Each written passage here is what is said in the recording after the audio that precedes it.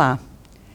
Como é do conhecimento geral, o serviço de iluminação pública será transferido pelas concessionárias de serviço público aos municípios a partir de 31 de dezembro de 2014, portanto, no final deste mês de dezembro. Isto decorreu em razão da edição da Resolução 414 de 2010 da ANEEL, devendo às respectivas concessionárias de energia transferir todos os ativos, as instalações desse parque de iluminação pública aos municípios. Nós vamos tratar aqui principalmente das providências que os municípios devem adotar antes de receber essas instalações ou esses ativos. As distribuidoras de energia elétrica tinham um prazo junto à ANEEL para elaborar os planos de repasse às prefeituras do sistema de iluminação pública, ou estabelecer junto a elas, se foi assim solicitado, um cronograma de repasse, que não poderá ir, é claro, além da data fixada pela resolução de 31 de dezembro de 2014. As prefeituras deverão receber das distribuidoras de energia um relatório com o detalhamento desses ativos, além da disponibilização de dados sobre iluminação pública sempre que os municípios solicitarem.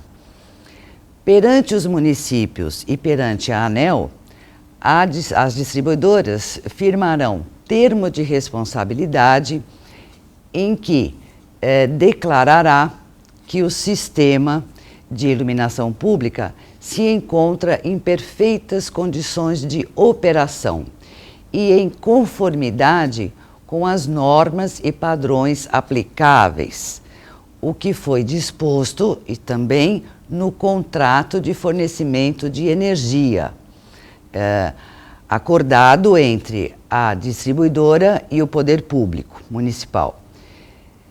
Por essa razão, recomendamos que os municípios avaliem os equipamentos que serão recebidos para verificar se os mesmos se encontram em condições de operação, evitando desta forma receber material sucateado, deteriorado, aumentando os custos. O melhor a fazer é preparar um laudo técnico.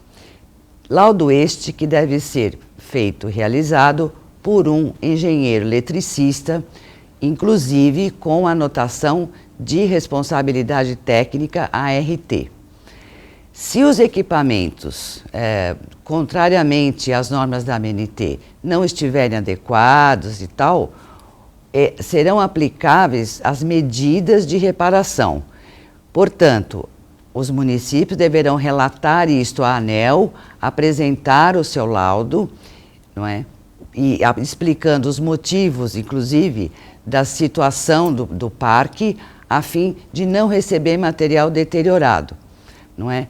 E assim eles podem tentar estabelecer uma ampliação de prazo para o recebimento de, então, o material totalmente em condições, não é? Essa avaliação é muito importante para a gestão do parque, não é? Inclusive para futuras licitações que o município deverá fazer. As concessionárias devem manter, inclusive, a base de dados desse parque deve ser também entregue aos municípios. Com relação à contratação desses serviços pelos municípios, há um entendimento do Tribunal de Contas de São Paulo que essas contratações devem ser feitas, obviamente, por licitação, não é? Mas não utilizar a modalidade pregão, porque o Tribunal de Contas entende que se trata de um serviço que tem uma predominância intelectual, por conta de planejamento, por conta de estudos que devem ser feitos, portanto, não pode ser utilizada a modalidade pregão, porque ela só serve para serviços comuns. Outra questão são os editais. Os editais de licitação não devem aglutinar todos os serviços de iluminação, ou seja, aquisição de equipamento, ampliação do parque, gestão do serviço, contratação de ouvidorias, não é? Esses serviços não devem ser aglutinados numa mesma licitação, porque eles têm naturezas diversas.